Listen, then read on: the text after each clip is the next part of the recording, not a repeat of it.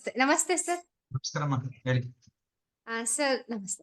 ನಾನು ಒಂದು 3 ವರ್ಷದಿಂದನೂ ಸರ್ ಕ್ಲಾಸಸ್‌ನೆಲ್ಲ ಕೇಳ್ತಾ, ಪ್ರಾಕ್ಟೀಸ್ ಮಾಡ್ತಾ ಬಂದಿದ್ದೀನಿ. ಇವಾಗ ಒಂದು ಸೆಂಟರ್‌ನ ಓಪನ್ ಮಾಡ್ಬೇಕು ಅಂತ ಅನ್ಕೊಂತಾ ಇದೀನಿ.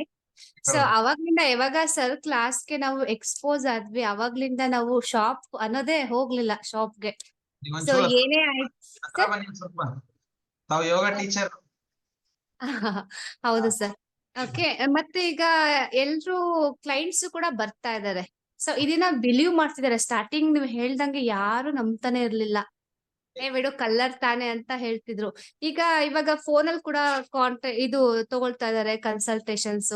ಸೊ ನಾವು ನಂಬರ್ಸ್ ಕೂಡ ಹೇಳ್ತೀವಿ. ಕಲರ್ಸು, ನ್ಯೂಮರಾಲಜಿ ಹಾಗೆ ಫುಲ್ ಎಲ್ಲ ಸೀಡ್ಸ್ ಇರ್ಬೋದು, traditional energy medicine TM points ಇರ್ಬೋದು.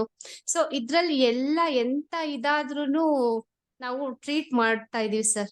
ಸೊ ಒಳ್ಳೆ ರಿಸಲ್ಟ್ಸ್ ಸಹ ಬರ್ತಾ ಇದೆ.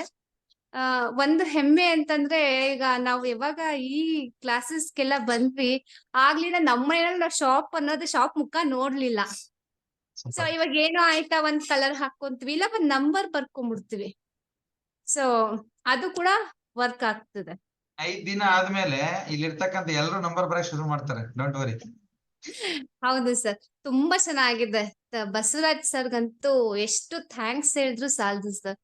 ಸೊ ತುಂಬಾ ಚೆನ್ನಾಗಿ. ಆಮೇಲೆ ಇವಾಗ ಎಲ್ಲಾ ಹೇಳ್ತಾರೆ. ಇವಾಗ ಫುಡ್ ಇರ್ಬೋದು. ಇವಾಗ ನಮ್ಮನೇಲೇ ಹೇಳ್ಬೇಕಂದ್ರೆ ನಮ್ ಹಸ್ಬೆಂಡ್ ಅವರು ಕ್ಯಾಲ್ಸಿಯಂ ಟ್ಯಾಬ್ಲೆಟ್ ತಗೊಂತಿದ್ರು.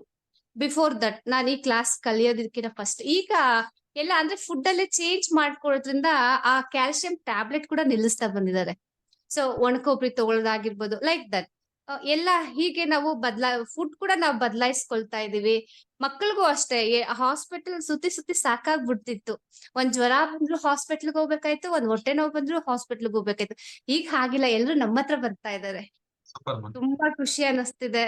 ಬಸವರಾಜ್ ಸರ್ಗೆ ತುಂಬಾ ಥ್ಯಾಂಕ್ಸ್ ಹೇಳ್ಬೇಕು ಸರ್.